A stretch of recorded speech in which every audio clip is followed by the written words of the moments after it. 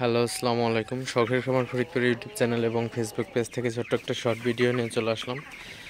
তো আজকে হচ্ছে আমার ব্রয়লার মুরগির বয়স 20 দিন। তো 20তম দিন রাতের আপডেট আপনাদের সাথে শেয়ার করব।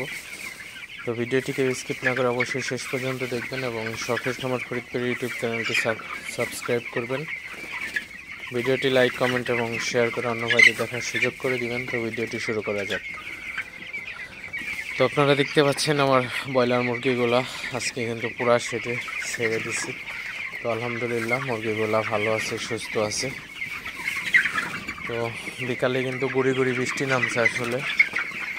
তো ওয়েদারটা মোটামুটি ভালো ঠান্ডা আছে আজকে। তো আমি মাত্র 4টা 100 ওয়াটের হিট বাল্ব ব্যবহার করছি ঘরের মধ্যে, আর হচ্ছে সব সাদা বাল্ব দিছি। তো আপনারা যদি একটু দেখেন, তো পুরো শেডটাই কিন্তু আসলে মুরগিগুলা ছড়িয়ে আছে। তো মুরগি ঘন থাকলে কিন্তু এমনিতেই গরমটা বেশি লাগে। তো তারপরে হচ্ছে দিনের বেলা গরম প্রচুর পড়ে। তো এই জন্য যারা ব্রয়লার খামারে আছেন অবশ্যই স্পেসের ব্যাপারটা একটু খেয়াল রাখবেন। স্পেসটা যেন কম না হয়ে যায় ব্রয়লার মুরগির ঘরে। সবসময় চেষ্টা করবেন ব্রয়লার মুরগির ঘরের স্পেসটা যেন আপনার মাপ অনুযায়ী থাকে। আপনার স্পেসটা বেশি কম না হয় সেদিকে অবশ্যই খেয়াল রাখবেন। বেশি হলে সমস্যা নাই, কিন্তু কম হলে কিন্তু অনেক ধরনের সমস্যা।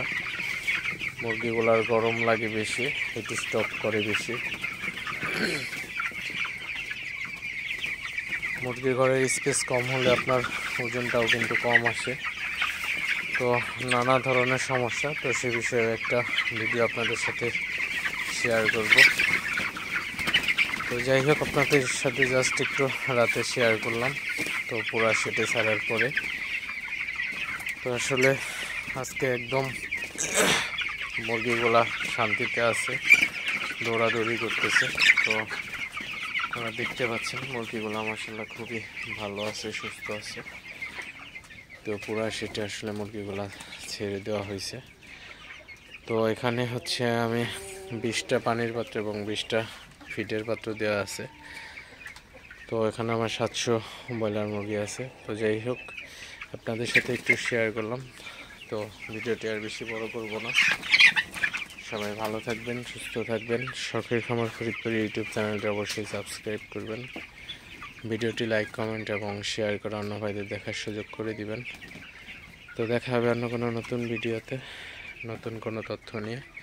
সে পর্যন্ত সবাই ভালো থাকবেন, সুস্থ থাকবেন। আসসালামু আলাইকুম।